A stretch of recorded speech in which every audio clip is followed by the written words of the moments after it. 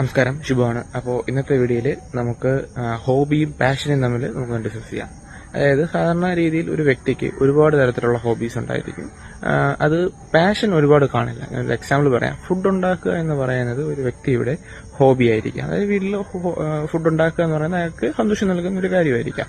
പക്ഷേ അതേ ഹോബി തന്നെ അദ്ദേഹം ഫുഡ് നല്ല രീതിയിൽ ഉണ്ടാക്കി മറ്റുള്ളവർക്ക് സെർവ് ചെയ്ത് അതിൽ നിന്ന് ഏർണിംഗ് നേടുന്നതാണ് അതിനെ ആ ഒരു ഹോബിയെ പുള്ളി പ്രൊഫഷണലാക്കി എടുത്തു എന്നുള്ളതിൻ്റെ ഒരു തെളിവ്.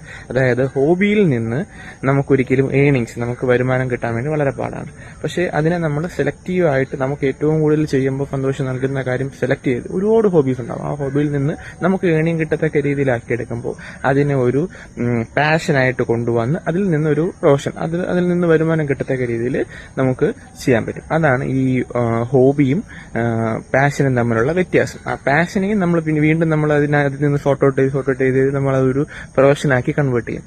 അതേപോലെ തന്നെയാണ് ഈ ഓർണമെന്റൽ ഫിഷ് ഫാമിങ്ങിലും എല്ലാത്തിലും വരുന്നത്. നമ്മുടെ എല്ലാ രീതിയിലും സെയിം തന്നെയാണ് വരുന്നത്.